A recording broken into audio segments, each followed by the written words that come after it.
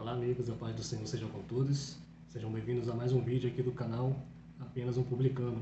Se você ainda não é inscrito, faça a sua inscrição. Embaixo dessa tela você vai encontrar a opção inscrever-se. Basta clicar e você já estará inscrito.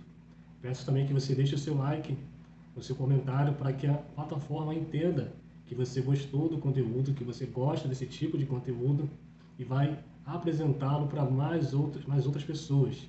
Você ainda pode estar também compartilhando esse vídeo com essa mensagem com outras pessoas. Aí mesmo, embaixo da tela do seu vídeo, você vai encontrar a opção de compartilhar. Você pode compartilhar no Facebook, no Instagram, no Twitter, no WhatsApp, enfim, todas as redes sociais. Eu te peço que você faça isso, que você estará me ajudando a crescer esse canal, a divulgar esse conteúdo, para que muitas vidas sejam alcançadas pela palavra do Senhor. Hoje eu quero falar a respeito de dois discípulos de Jesus, Pedro e Judas. Duas pessoas ali distintas, né? Duas figuras importantes, muito conhecidas, né?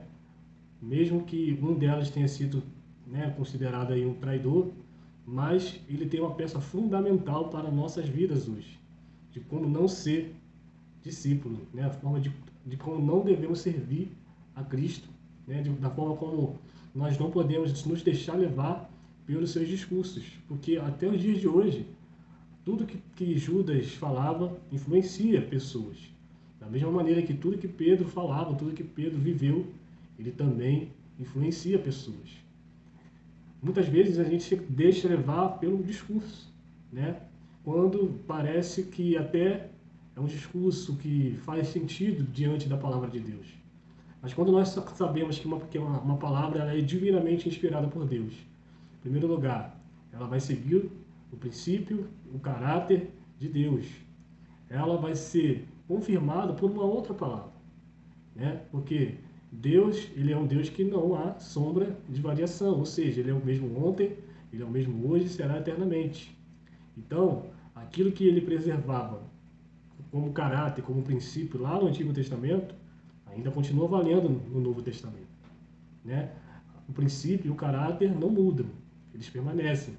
Por isso que um livro vai confirmar o outro, de acordo com o preceito, com princípios, claro, respeitando sempre o contexto, o tempo, né, o lugar e o modo. Mas o caráter, o princípio vai estar sempre ali para nos guiar. Então, como eu falei, estava falando a respeito de Pedro e de Judas. Um era explosivo e o outro, né, era mais brando. Um era impulsivo, né, aquela pessoa que quer resolver tudo logo e se for necessário ele vai para a luta mesmo, vai para o embate. E a outra pessoa, o outro era aquele que falava mansamente, aquele que falava que deveria se cuidar dos pobres, que deveria se cuidar do povo sofrido, né? Né, a Bíblia fala, ele andava armado, ele andava com uma espada na sua bainha.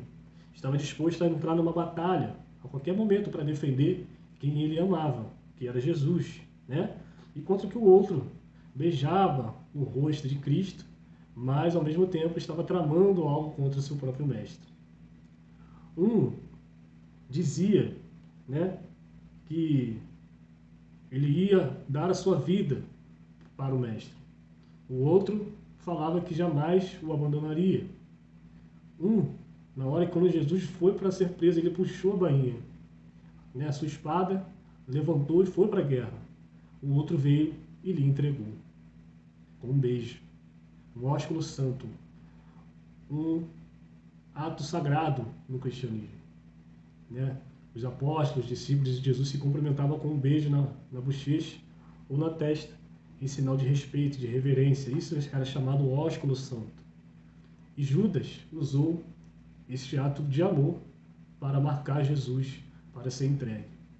É claro que a gente vai entender que Jesus precisava ser traído, Jesus precisava sim ir para a cruz, ser crucificado, ser condenado, ser morto, espancado. Tudo isso fazia parte, né, do plano. Tudo isso fazia parte do que já estava escrito. E Pedro, no seu amor por Cristo, tentou impedir, porque ele não entendia.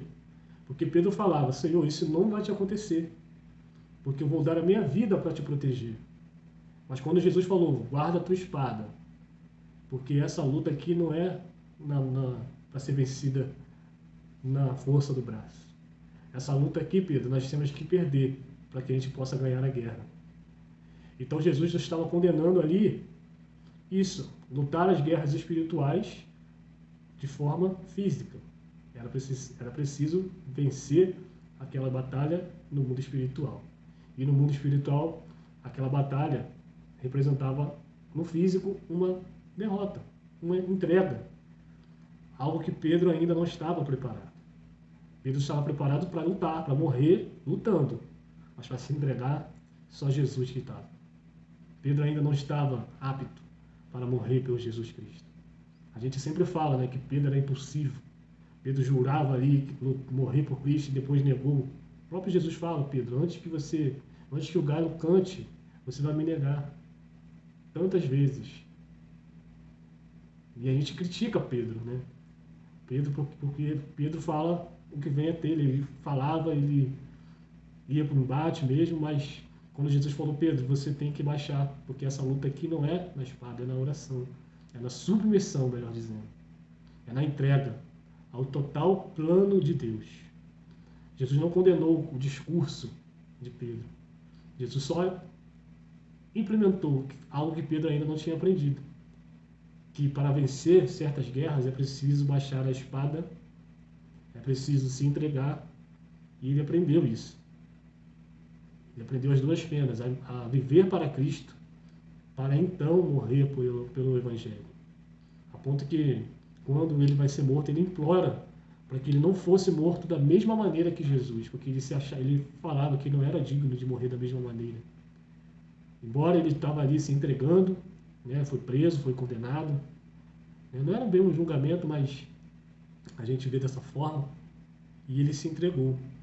Aquele Pedro turrão, aquele Pedro que falava o que vinha à telha, aquele Pedro que usava a espada quando era preciso, ele ia para a guerra, ele ia para o embate, ele ia para a luta, estava disposto a lutar, e ele foi fiel no que ele falou que ia fazer, que era lutar. Mas quando Jesus falou que aquela guerra não era para ser lutada, e era para ser vencida de uma outra maneira, que ele precisava primeiramente vencer a morte, vencer o inferno, para que então tudo valesse a pena. Tem certas lutas que vai parecer que a gente vai perder, mas no plano espiritual vai ter um ganho muito grande. Por isso não se iluda com os discursos, mesmo que eles sejam duros, mesmo que eles sejam suaves. Porque o próprio Judas, quando ele viu uma mulher quebrar o seu vaso de alabastro para ofertar, para derramar o seu perfume sobre Cristo, na preparação do sepultamento, Judas, né, com aquele discurso bonito de amor aos pobres, ele olha pelaquela adoração e chama de desperdício. O mesmo Judas que cuidava das ofertas, cuidava dos recursos que Jesus recebia e roubava, ele estava condenando algo espiritual. O discurso parecia bonito para ajudar os pobres, mas a intenção dele, fica bem claro nos evangelhos, era que tivesse mais dinheiro em seu poder para ele desviar. Por isso não se encante com os discursos das serpentes. Elas vão fazer de tudo para te enganar, com discursos que parecem ser verdadeiros. Foi assim que a serpente enganou a Eva. Foi assim que Satanás tentou enganar Jesus, né, na tentação. É assim que ele tenta nos enganar, com discursos bonitos de paz e amor. Só que a intenção e o histórico dizem completamente o contrário. Então não se deixe levar pelo discurso. Entenda que você precisa julgar as profecias, julgar as ideias. As pessoas, né, vão tentar de tudo para você escolher entre uma e outra pelo discurso. Mas nós temos que observar as ideias, o caráter, os princípios que estão envolvidos no embate. Se é o caráter que é o caráter de Deus, ou se o caráter é o caráter que vai contra as leis de Deus. É isso que nós temos que entender nesses dias. Que Deus abençoe a sua vida. Até o próximo vídeo e viva o Senhor Jesus.